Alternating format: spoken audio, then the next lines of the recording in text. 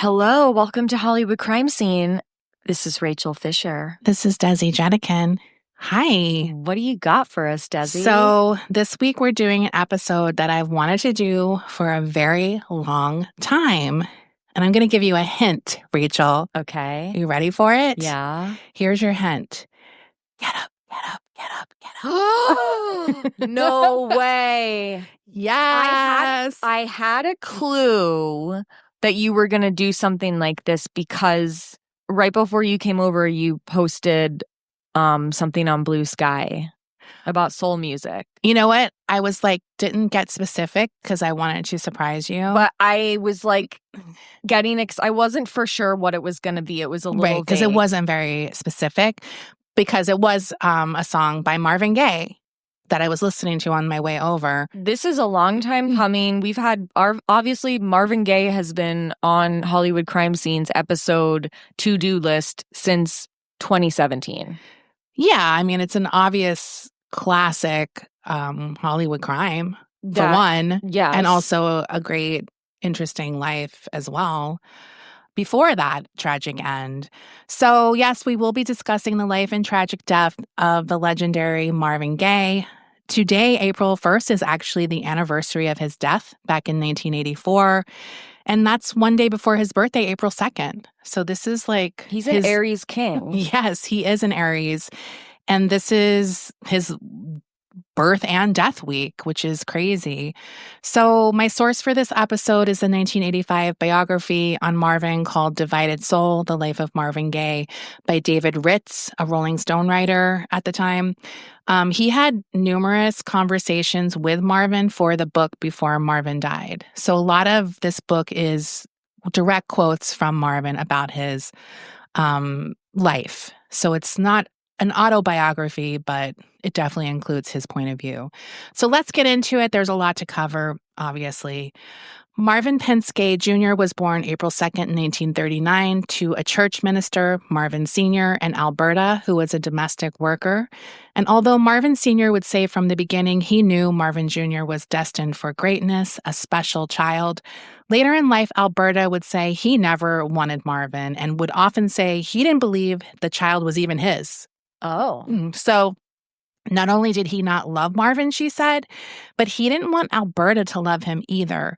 And Alberta said Marvin Jr. wasn't very old before he understood that. Despite that, Marvin Jr. had his own dreams of greatness. Ironically, a quality that both Senior and Junior share was egocentrism. Centricism. When you say that. I don't know. While Senior's dreams of greatness involved church and preaching, once Junior got his hands on his first keyboard, he knew music was his path to greatness. He taught himself how to play by ear very quickly, becoming a country church pianist. Church became a place of joy for Marvin, but his home life was the opposite. Marvin Sr. was very resentful of Marvin and would beat him unmercifully, which led to Marvin Jr. wetting his bed, which would then cause more beatings. His family would pray for the beatings to stop, and no one understood why Marvin Sr. had it in so in for Marvin Jr. Marvin would later say that by the time he was 12, there wasn't an inch of his body that hadn't been bruised and beaten by his father. Even worse, according to Marvin, was the mind games his dad would play. He would tell Marvin Jr. to go into this room, take off all of his clothes because he was going to get beat. Then he would sit in this room waiting, sometimes for an hour or more, and Marvin Sr. would just walk around outside the room with his belt buckle jingling. Oh my So God. Marvin would just be sitting there waiting for this beating to happen. And obviously that's incredibly stressful. And Marvin would sometimes provoke his dad so the dad would snap and then he could just get the beating over with. So he would taunt him or whatever just to end the suffering. Everyone in the house lived in fear and were also beat. All the children had bedwetting issues because they lived in fear. And although Marvin got the worst of it, his siblings were also beat until welts popped up on their body. Like the dad would wait for the welts to come. Oh my God. Another mind game he would play was pitting Marvin against his younger brother Frankie, especially when it came to singing and music. And it was Senior's attempt to kind of take away the one thing Marvin felt like made him special, which was really stressful for Marvin Jr. Now, Marvin said he tried to win his father's love with his singing, but the better he got, the more demanding his father would become, and he could just never please him. He says if it wasn't for his mother's support and praise, he may have ended up, according to him, quote, a child suicide, which was something he had read in a newspaper and just made me so sad to phrase it that way. It was like awful. Yeah. According to Marvin, normal was not something that could ever be used to describe his childhood. Now, Marvin was embarrassed a lot as a kid. There were many things in his family life that caused humiliation for him. His parents were Pentecostal, and we've talked about this before. This is a very extreme religion. His dad thought he had like healing powers. And even amongst other Black Pentecostal churchgoers, they were shunned. Like their sect was so extreme that even other Black Pentecostals were like, that's too crazy for even us. He was ashamed of living in a slum. But the only thing that literally brought him any joy was singing. But even that brought pain to him since his father was so jealous of the attention Marvin's singing would get at church. This would lead to beatings because he was like, they're talking about your singing and not my sermon. So he'd get in trouble for that. Senior eventually has a falling out with the church and leaves, abandoning his spiritual path, which makes him even more bitter and angry, and he begins to live a life decidedly less than pious. Now, one thing the kids were made fun of growing up was their last name. Yeah. Which is gay, obviously. So people would be like, you're gay. And I'm not even kidding when I say this was an issue for him his whole life, and I'll get more into it later. This truly traumatized him. Making it worse for them was that their dad was often described as effeminate, and he did have like a flamboyant dress style. I mean, he was a preacher, and sometimes they can be big personalities. So the kids would often get into fights defending their dad. Marvin would be called a sissy, and his dad was often called a sissy too, which back then was like as bad as it could get for a young boy, according to Marvin Jr. Senior began to drink heavily, and at the age of 12, Marvin was humiliated when he caught his father cross-dressing, wearing his mother's clothes. So after that, he just kind of was like, maybe it's true. My dad is this, which was even more traumatic for him. Now, later on in life, he does have a more who cares attitude about it, saying that cross-dressing obviously doesn't mean that you're gay. It's like a different thing. He's like, my dad had a very flamboyant side and he liked to dress up. He even said that he had a fascination with women's clothes as well, but saying that if he ever indulged that interest, he would feel guilt for weeks, saying in the book, the hot stuff is lethal. I've never been able to stay away from the hot stuff. So meaning like anything sort of out of the norm, kink-wise. Yeah. So when he would defend his father starting these fights, he would often run instead of getting beat up, which would make him feel even more shame. He was determined to be nothing like his father, who he saw as weak and lazy, doing nothing while his mother supported the family with this grueling domestic work. Like after the dad left the church, he never really worked. He was like a bum. He just lied around all day and drank. Yeah. Another thing Marvin was ashamed of was having a tenor voice, which is crazy as well because that's sort of what made him famous. Yeah. But he saw it as sort of like higher pitched and unmasculine. He wanted like that big baritone or something. Right. So, and I don't think there was ever any confirmation one way or the other, but we've talked about Quincy Jones' bio before. Yeah. And in that book, he does say that Marvin slept with Brando. That was one of the people he put together with Brando. I think a few people, right? That's a hot combo. I was saying, like, none of us are opposed to the idea. Marvin's sister, though, was pissed about it. Because Quincy went off. well, and he made that assertion after Marvin had died. He couldn't. Right. He couldn't defend or confirm that. Right. I mean, whatever the case is, Marvin was very conflicted about sexuality in general, not even just homosexual, heterosexual.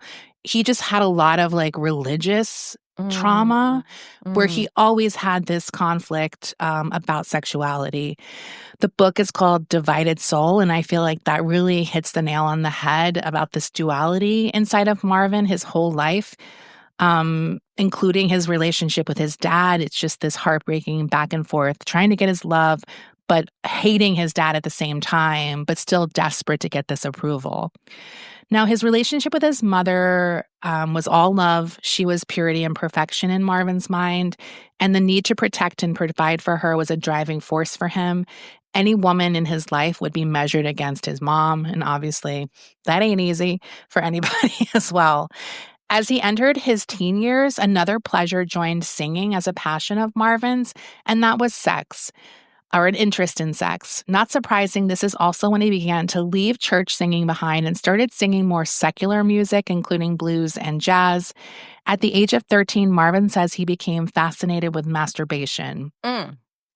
Now, Marvin said he never asked around, but he was sure he masturbated more than anyone else his age.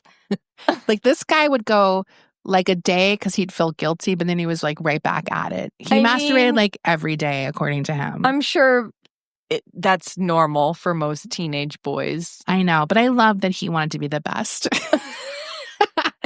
So he discovered pretty early on, according to him, the pleasures of the devil were going to give the joys of God some stiff competition. As Marvin entered high school, the relationship between him and Senior worsened. Senior started putting strict rules in place, frequently kicking Junior out of the house when they were broken, these rules. The stricter he got, the more rebellious Junior was, and he was often on the couch at his friends' homes growing up. But his love for singing kept him going, and he became obsessed with doo-wop. He loved the harmonies. He loved the emotional aspects that tapped into his sensitive side. He liked the sparse instrumentation that allowed the voices to shine. And the doo-wop happening in DC was really cool. It was a mixture of the Southern style doo-wop and the tougher New York style. And this is a combo that would really start to form his trademark style. Marvin was in a bunch of different doo-wop groups, but he started fantasizing about being a solo act like Frank Sinatra. He admired Frank Sinatra's singing, he liked his phrasing, and he loved his lifestyle. He's like, not only is he a great singer, he has that Hollywood connection, but every woman in the world wants to fuck him. Yeah. And he was like, that's my dream. That could be me. To satisfy as many women as Sinatra. Like, Sinatra was the pinnacle for him. He began obsessively listening to great pop and jazz singers. He really liked Dean Martin as well. He liked Billie Holiday. He also listened to jazz greats like Miles Davis. And this is also all stuff that will mold his musical identity, which will have a sophistication that really distinguishes him. Now, Marvin excelled in music. He did not excel at school. He was very bored and desperate to get out of his father's house. At the age of 17, he drops out and joins the Air Force. But this was a disaster. He was openly rebellious toward authority. At the same time, he was extremely sensitive, and neither of these play well in the military. Like, don't go into the military if you have either of these qualities, in my opinion. Yeah. He also thought he was going to be learning how to fly, and he was like, why am I peeling potatoes on an Air Force base in Kansas? Ugh. Like, not everyone in the Air Force flies. It's not going to be Top Gun. No. So after 8 or 9 months, he's like, to hell with this shit. I want to go home. And he begins the process of trying to prove he was crazy because he wanted to get out. He is discharged. Eventually, they're like, Marvin is unable to adjust to regimentation and authority. So he gets out of the Air Force. But the only good thing that happened to him in the Air Force was he finally got laid. He lost his virginity. Marvin tells the story like this, so I'm going to quote him. There was a crummy little cat house outside the base, 4 hookers for 2,000 men. That's a rough job. He's like, I was shaking in my boots and scared shitless being able to get it up. It didn't help that the girl was fat and impatient. She wanted me in and out in a hurry. Well, she's busy. She's got 2,000 guys waiting online. Yeah.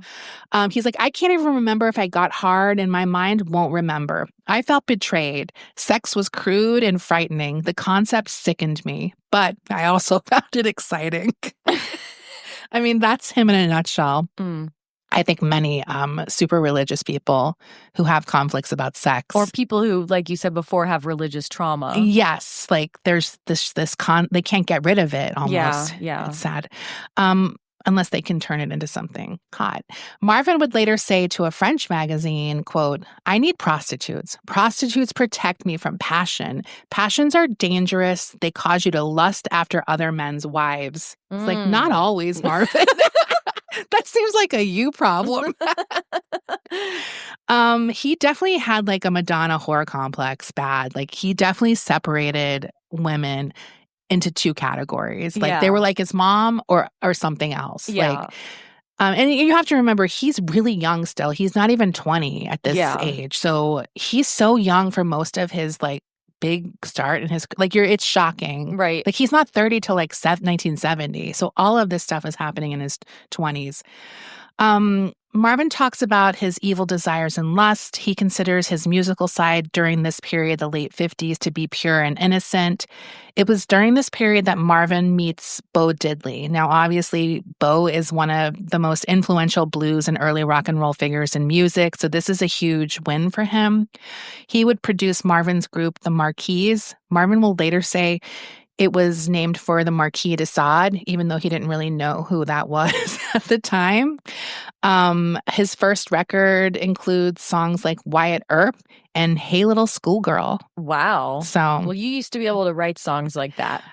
Yeah, and they are like 17, 18, so it's like on the border. Yeah. No one else can sing it, though. You can't sing along. The album flopped. After the album bombs, Marvin meets Moonglow's founder. Moonglows is another doo-wop group, Harvey Fuqua, who reinvented the Marquis with some success. They go on a wild 9-month tour that was full of hijinks. Part of their touring band was Etta James, like the singer. So they're traveling the country. Obviously, they're going through the South, and we know what Black entertainers during this period in the South always had trouble. We talked about that a lot on our Bobby Womack series. Yes. So they're on the road in Beaumont, Texas. Marvin fell hard in Beaumont for a stripper named Titty Tassel Tony. That's a great name. I know. I was like, I got to include this story just for that. Tassel Tony. So it was on this tour that the whole show gets busted for pot, including singer Etta James. They all like got arrested. And how they got busted, they stopped at a gas station and Titty Tassel Tony bent out and joints fell out of her bra. Nice. So I guess she was wearing more than just the tassels because she needed a joint holder. Yeah. And some nerd gas station attendant called the cops on them. And I guess the cops pulled them over at some point. Unfortunately, his relationship with Titty Tassel Tony didn't work out. It was a very violent relationship on both of their parts. It was always them hitting and kicking each other outside of the tour bus. But it did spark his lifelong love of reefer, which became his favorite way to self-medicate. And this guy is literally high for like the rest of his life. Really? He smokes a lot of pot constantly, and he thinks it helps. He credits it for a lot of his creativity. Now, after the group disbands, Marvin continues his working relationship with Fuqua, who had a knack for reading trends and taking advantage of that by always being on the forefront of these trends. He becomes Marvin's mentor, and he would work with Marvin as a producer and whatever until his final album, Midnight Love. He even sings background on sexual healing. Many people will say that Harvey saw Marvin's genius before Marvin even did, and Marvin had a massive ego. So it's like hard to believe he didn't, but he also had massive insecurities. And he annoyed the hell out of people he worked with. He was difficult to work with, but unfortunately, he was a genius. So they had to fucking deal with it. Now, as the 60s rolled around, Marvin and Harvey saw that doo-wop was out and what was happening was in Detroit. So they moved to the Motor City with the goal of making Marvin the Black Sinatra. According to Marvin, Detroit turned out to be heaven and hell. He was running from the past he wanted to forget into a future of great wealth and even greater pain. We'll take a break here and be back.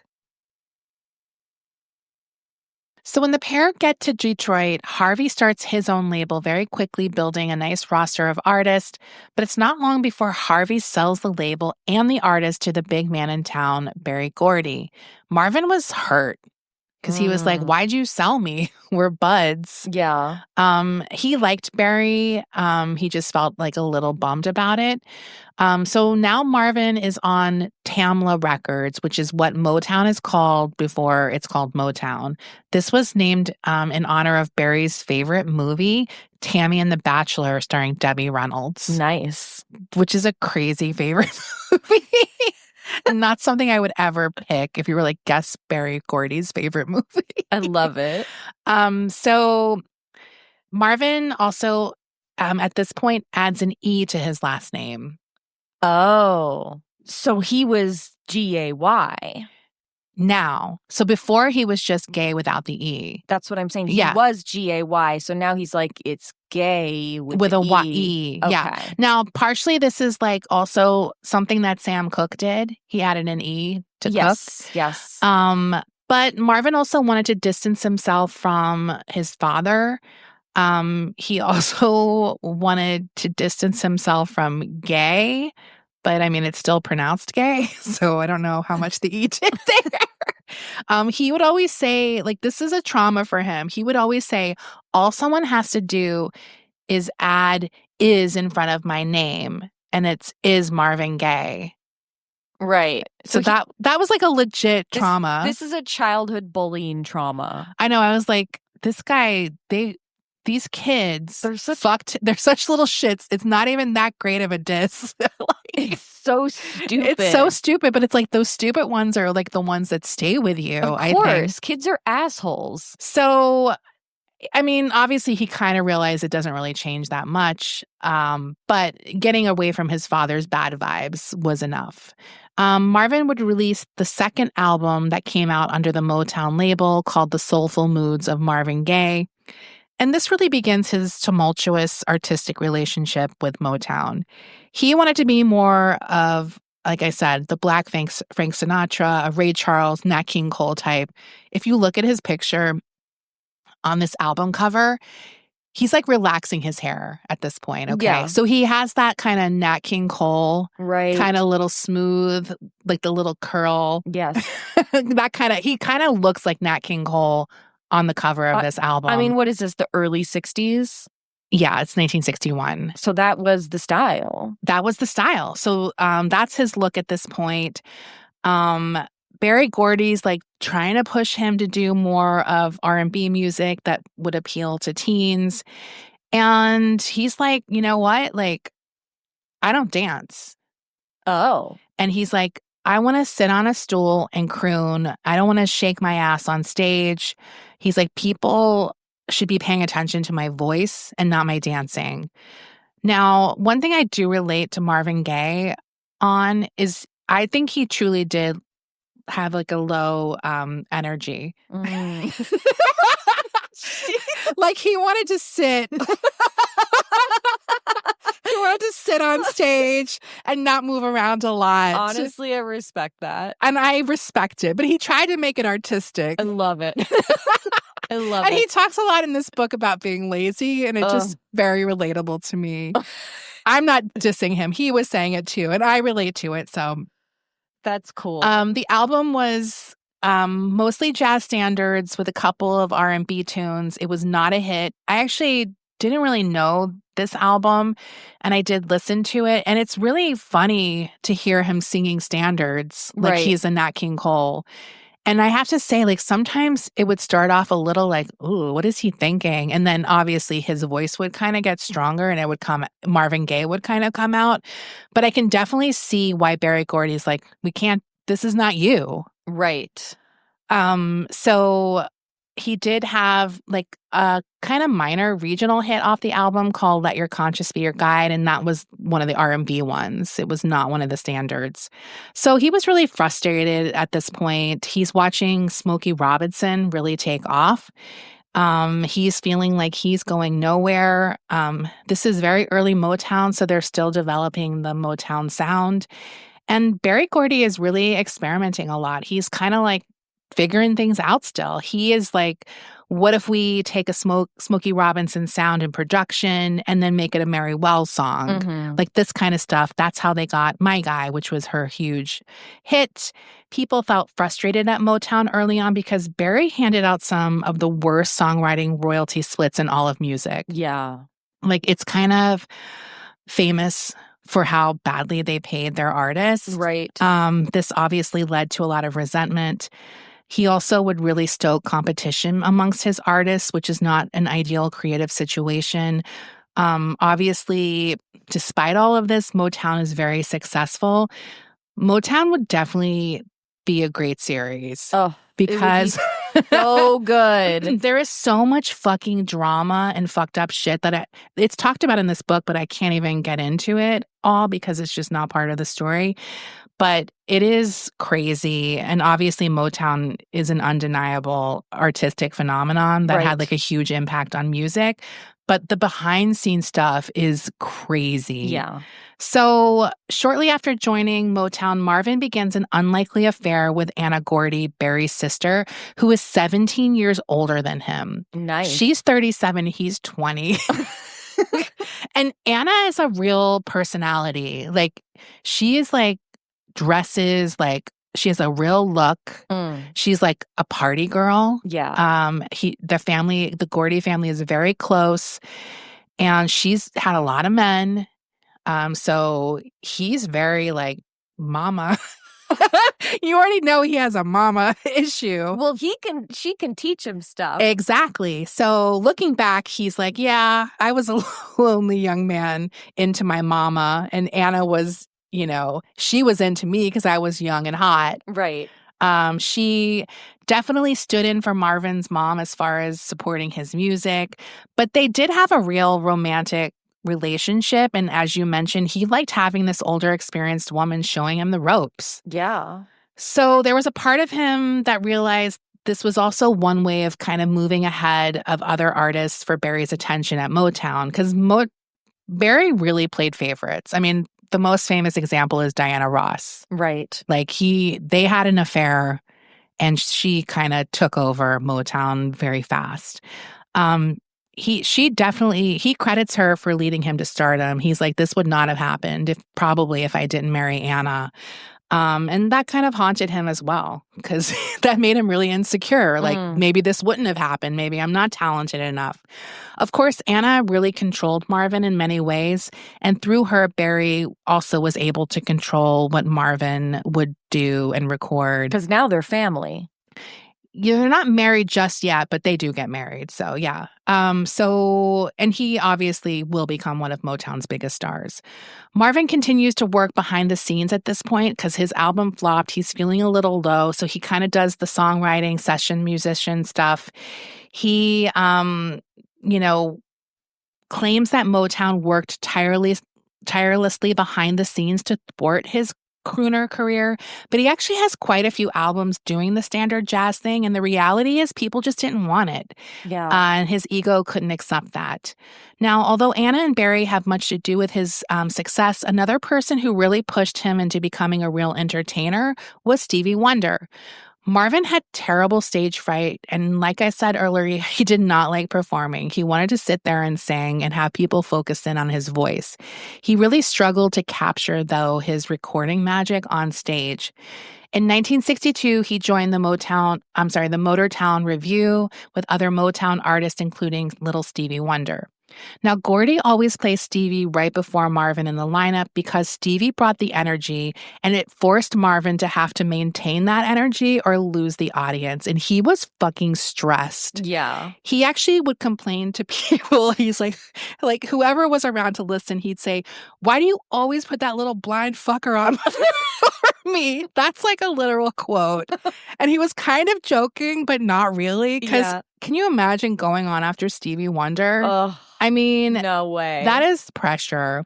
But it did force him to kind of really learn how to hold an audience and entertain them. He didn't have to dance around. There's other ways to do it. In June of 1963, he does marry Anna Gordy. And no surprise, his career really starts popping off then. He gave up, when he gave up and did what Barry wanted, he finally has his breakthrough with his song Pride and Joy. This becomes a top 10 hit, and it was inspired by his love for Anna, he said. It was off of his successful album, The Stubborn Kind of Fella, which also had hits like Hitchhike, which was like a dance number, like one of those dance songs where they're like, let's hitchhike. Right. And everyone does the move on American Bandstand. So Marvin was able to get his family out of the projects. He bought his parents a home in a nice middle-class Black neighborhood in D.C. He also paid for his mom's expenses so she could quit her domestic jobs. And as much as Marvin tried to forget his past in D.C., his love for his mother would always bring him home. Soon after marrying Anna, there were issues in the marriage. He was really jealous of her closeness to Barry, feeling like that she would never love him as much as she loved her brother. But overall, their early years were pretty solid, and his career was soaring. At the 1964 Motortown Review, he was top billed, and not just because they wanted Stevie to go in front of him. Yeah. In 1964, he had his first album to chart. It was a collaboration with Mary Wells titled Together. At this point, he's really focusing on singing and no longer writing, which makes sense because at Motown, it wasn't that much money anyway. He had more hits, including Can I Get a Witness and his big top 10 single, How Sweet It Is to Be Loved by You. We all know that one. Yes. His duets with Mary Wells kind of begin this duet phase that he has. He's very successful with this phase, and it kind of launches him into this really romantic figure. He's singing these love songs. And by the way, every female artist at Motown had a crush on Marvin. I bet. Like, he was the hot guy. He was at hot. work. Like, even Diana Ross was like, I'll risk it all. So his romantic side is not hard to sell. It didn't help his marriage because, as we all know, people love to do the, are they really fucking anytime there's like a couple that's very believable in a song or a movie or whatever. Right. So, although some scoff at this relationship he has with Anna, saying he kind of married for money, this is actually a turn on for Marvin. In an interview he did for the book, he said, "Sometimes I felt like a kept man, but prostitution is a matter of deep personal interest to me. Heat rises when money isn't involved. Mixing money and sex makes for a sizzling erotic stew." Wow. So I like that he can turn anything hot. That's good for him. Now, another constant with Marvin is his interest in S&M.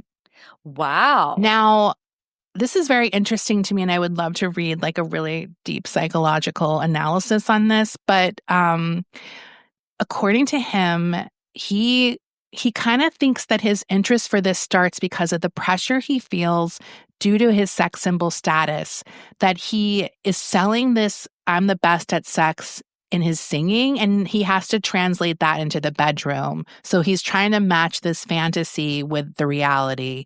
And he starts having a lot of insecurities. He feels a lot of pressure, and he feels like the S&M is sort of punishing the woman for having this insatiable desire he must fulfill. So he's the dom. Yes.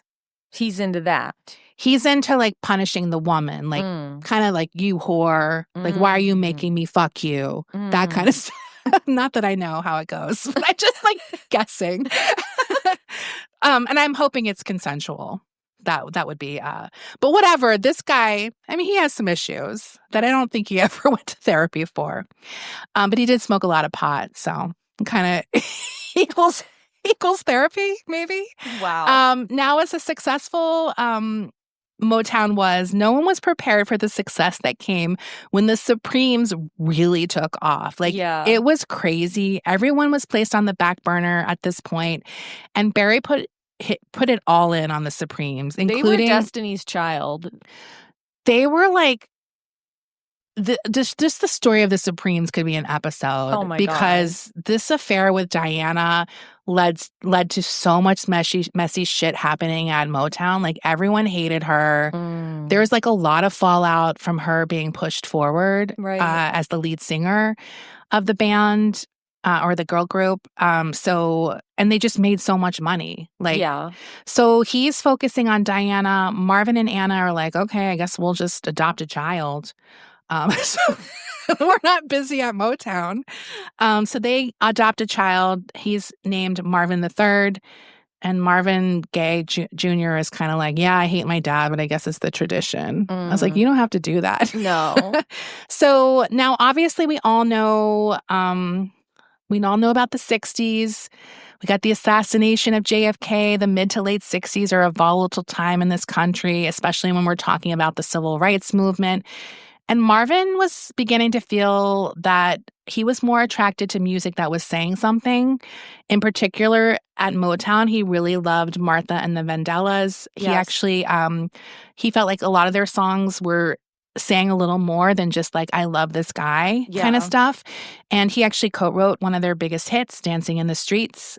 And he considered the Supremes to be kind of highly manufactured at this point, being sort of molded for the white audience, because they were getting a lot of bandstand time, and that really pushed them into like the stratosphere. Yeah, they had the look, the outfit. They were across, like they broke through like just having a black audience. They were huge. They were big.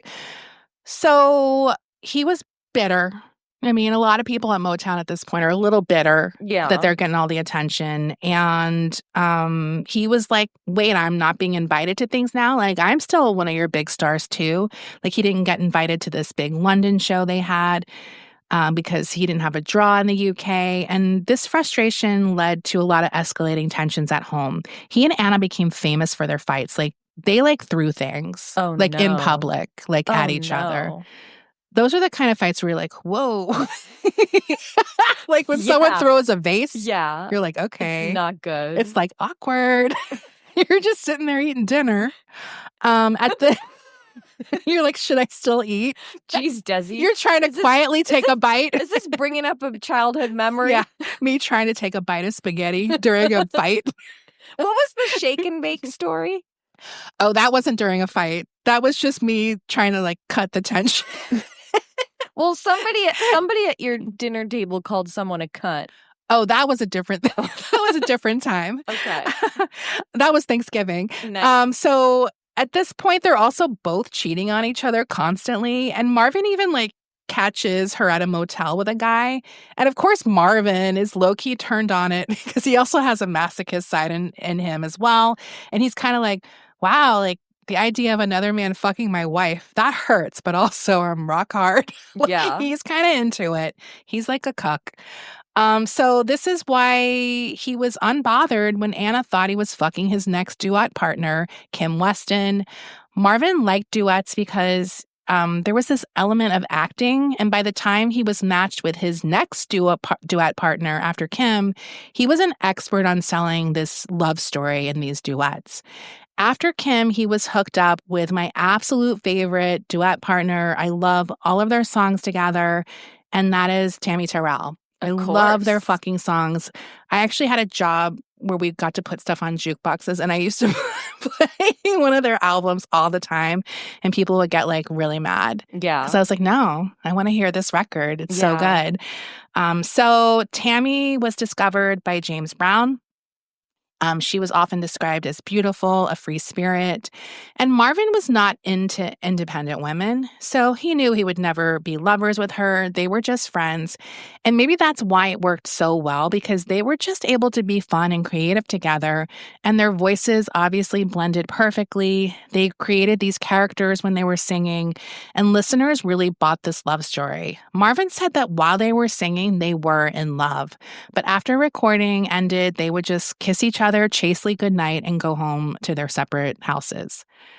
So they had their first smash hit in 1967, Ain't No Mountain High Enough. We all know that one. Yeah. It is written by Ashford and Simpson, who will also one day become their own little duet band. We were just talking about this. You were? No, not about Ashford and Simpson specifically. We were just talking about songwriters who become like artists, like singers. They want to be on the cover. They become their own thing. Yeah. So their big song from the 80s is Solid Like a Rock. Solid as a rock. That's what this love is. The thrill is still. I remember it well. I have a story about Solid as a Rock. What? When Brendan was little, I'm already happy. He thought it was salad. Oh. Salad on a rock. Wow. That sounds like a upscale restaurant where they serve you something on a rock. I just heard this story for the first time like a few months ago. Oh, wow. Yeah. Yeah. So they write a lot of these duet songs for Tammy and Marvin. He changes his hair at this time. He no longer is relaxing his hair. He wears it more natural. And he starts, according to him, tootin'. Tootin'? That's using cocaine. I know, but for those who don't know. And Marvin had a sensitive septum, so he preferred eating the cocaine and rubbing it on his gums. Is that common? I mean, I know the gum rubbing. Well, I would say eating it is not common. I would say the next phase after snorting it is smoking it. Yeah. Well, they said eating in the book. I had never heard that. I never ate it. But maybe he was really packing it on the gums. I packed it on my gums. I never ate it. So maybe that's what they considered eating. I don't know. But he becomes a coke connoisseur, according to him. His partnership with Tammy is obviously a huge success. They record 2 more albums together, producing 9 more hits. In the summer of 1967, while performing on stage together, Tammy collapses in Marvin's arms. She's diagnosed with a brain tumor. And she's only like 21 years old. So this is incredibly tragic. Some people think that the damage was caused by a boyfriend who had beaten her in the head, but she had suffered lifelong headaches, so I don't think that's true, even though that's very sad that she went through that and maybe it did fuck her up in some way. Yeah. But she had a brain tumor. That doesn't come from a beating. So in the book, Marvin speaks about this time, and it's actually really sad to me. Like, I got teary-eyed because I was like, you know what?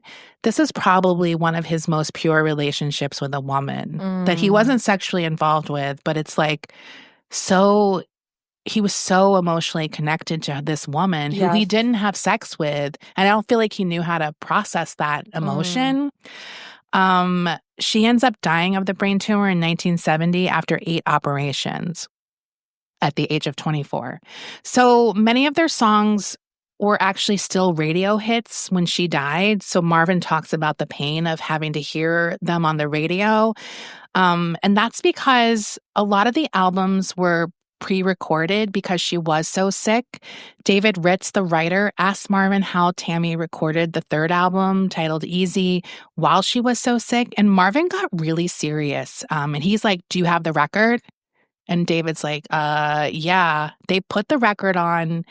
And he's like, listen. And Ritz is like trying to listen. You know, when someone's telling you to listen, it's like so much pressure. Yeah. And then he hears something that makes him realize that at certain points it was a Tammy imitator in the recordings. Now, Marvin pressed him on who he thought it was that was singing. And David's like, can you just tell me? And he's like, it's Valerie Simpson. Wow. So Marvin claims that this was all a money-making scheme on Berry Gordy's part, that he wanted no part of this, but Berry eventually convinces him that he'll use all the profits for these albums to help Tammy pay for her brain surgeries, because obviously her hospital bills are insane. Yeah. Now, Valerie Simpson says, like, this is like in an interview much later on, she's like, I did record guide tracks for Tammy because Tammy wasn't able to come into the studio every day, obviously. But Tammy would come in and record the album slowly, parts as she was able to. Right. Often over my vocal tracks, which I think is something that's done. Yeah. Like oftentimes the live singing, you'll hear sometimes There's a the track. So possibly some of it leaked through in a recording, or maybe there's 1 or 2 lines that just didn't get done. But either way, I thought that was like really interesting. Yeah. Because I had never heard that. Now, Marvin talks about the end of the 60s being a tumultuous time in the country and his life as well. The only bright spot, according to him, was the Tigers beating the Cards in the 1968 World Series and him getting to sing the national anthem at one of the games, which was like a lifelong dream of his. Yeah. I like that he was a Tigers fan. So It gets really dark for Marvin at this period. His personal demons really become too much for him to handle. He buys a gun and holds himself up in an apartment, threatening to kill himself. He says if anyone comes in, he's going to do it. So everyone's too afraid to do anything, but not Pops Gordy, which is what Marvin called Barry. He just burst into the room completely unbothered by Marvin's threats. He's like, "What are you doing?" Like Marvin is like so stunned Yeah. by this that someone actually just comes in and isn't fucking like manipulated by him. And he says that Barry saved his life that day. Wow. Ultimately, it would be music, though, that once again conquers his personal demons, at least temporarily. So he, at this point, is like, I can't do love songs anymore. Like, Yeah. that's not who I am. I want to sing songs about anger and disappointment. His sister would later say that Marvin loved misery, and if he didn't have misery, he'd find a way to create it. His marriage to Anna is now just the both of them going back and forth, hurting each other.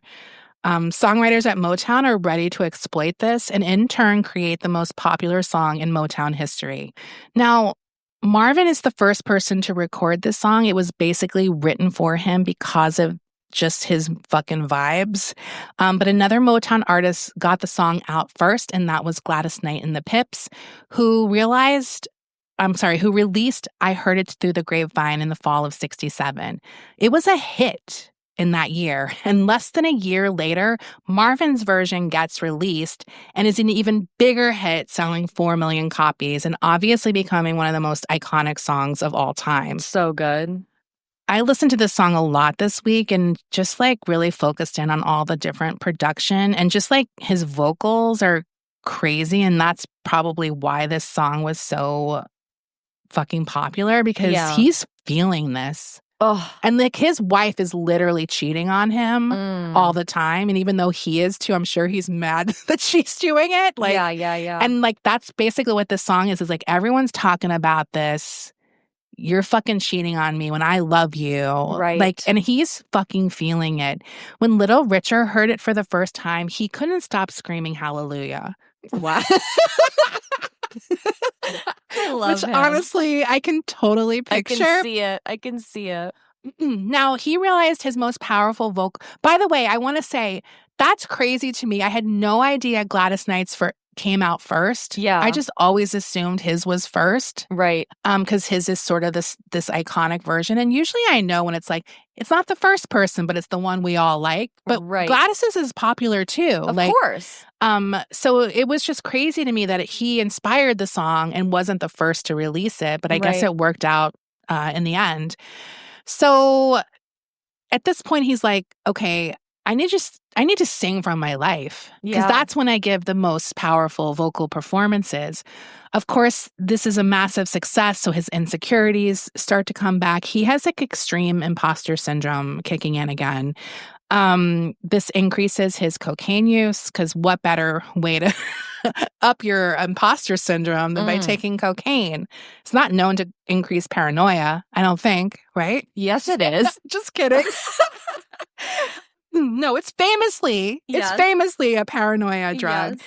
So he starts spending a lot of money on cocaine, Rachel, and he forgets to save money for his taxes. And this will begin a lifelong battle he has with the IRS and various other financial bad things. He hates the government too, so that helps. Adding to his misery is seeing the realities of the music industry. Obviously, there's these huge successes, people like him to some extent, Diana Ross, Smokey Robinson, Stevie Wonder. But he's also seeing these people who have been eaten up and spit out. People like Tammy, who, as I mentioned, dies at 24. The original Supreme member, Flo Ballard, who many consider to be the real good singer in the band, who gets kind of shafted for Diana. Yeah. And that's like not my opinion. That's a commonly held opinion. She basically gets ruined, gets kicked out of the band, and dies at the age of 32. Also, Paul Williams, who was in the original Temptation lineup, he becomes an alcoholic and dies by suicide very young as well. So he's seeing two things like happen at once, and that's fucking hard.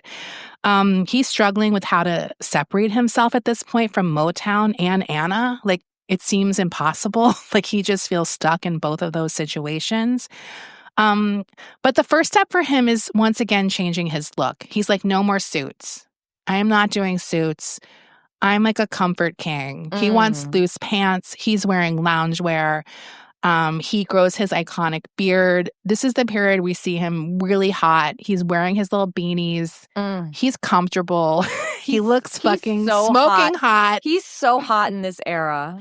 No, this era gets me so horny. I know. Like looking at him, I was like, what other man looks that good in a beanie? You can't do it. You can't do it. You cannot look hotter. Look hotter than Marvin Gaye in a beanie. So he gets hot, super hot. And he's like, I don't want to look harmless anymore. I'm not harmless. And I'm pissed at America. And like, I'm going to show it. So he's basically a recluse, though, as the 70s start. And by that, I mean he's in a deep depression. He's not leaving his house. As I mentioned, he's in his loungewear era. Those go together sometimes. Yeah. He tries a career change. And this blew me the fuck away. He starts training with the Detroit Lions. Stop it. I am not fucking kidding. Shut the fuck up. No, he had like, remember when Michael Jordan tried to play baseball for a season? Yeah. But at least Michael is an athlete, so it was crazy. So he actually is like, he's on cocaine. So he's like, I can make the Super Bowl. I could get on the team. I'll be in the Super Bowl. Of course, this is going to happen. He's like 30. Yeah. So he's like not old, but it's a little old for starting your football career. Also, he's never played football before. So there's that as well. I'm a big fan of having ridiculous ideas of like thinking you can do something. Yeah. No problem. I have a few of those. Me too. So I think I could be an orchestra conductor. Oh, that's a good one. Because it's like, why not? I really look, I'm sure there's a lot to it, but I really think I could quit Hollywood crime scene tomorrow. I won't, and be an orchestra conductor. I think I could play the bass line in Our Lips Are Sealed. Because I was like, it's so easy. It's just like a few notes and it would be really fun. Yeah. So that's like my crazy thing. So the Lions kind of go along with it because it's like publicity. Marvin Gaye is playing on the Lions, but ultimately they decline an invitation for him to try out. Obviously, there's a lot of legal liabilities, injuries. Like they can't just let this guy go along for the publicity for that long. And, you know, he's a musician. Like, as much as he wanted to find something else he was good at, singing and music were what he was good at. Like, that was his gift. Release a cookbook. Something that's not that dangerous. Football. Yeah. Come on. You can't transition to football. I think he had some deep-seated, like, once again from his childhood, like, he wanted to be an athlete. Like, right. Do you know what I mean? Or this idea of masculinity. Yes. Like, it was like, I'm a tenor. I need to be a fucking athlete. And he just like was not that. So he gets back to writing and he starts working on a socio-religious work of astounding originality, a piece of work that was not about romance or love. And this would be about the human soul and the search for salvation. It's a concept album that's meant to be listened to in sequence, something he had never done before. And that album would be What's Going On. And it's considered one of the greatest albums of all time. And we'll get into the making of that album next week. Wow. And more. Can't wait. A lot more. I have another book for next week, and it's written by his second wife. Oh my God. So I'm kind of hoping. I've already read a little bit, and she's a character. Yeah. So I feel like there's going to be some stories from that as well. So it should be a pretty juicy episode. Nice. So well, this was a great episode. I'm so thrilled that we're finally getting to Marvin Gaye.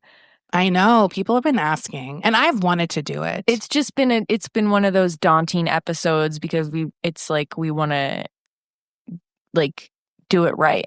Also, it's like every April, I'm always like, oh, I should have done Marvin Gaye, right? But we're maybe in the middle of something or like whatever. Yeah. So I'm like, oh, I'll do it next year. So it's definitely something I've put off several times.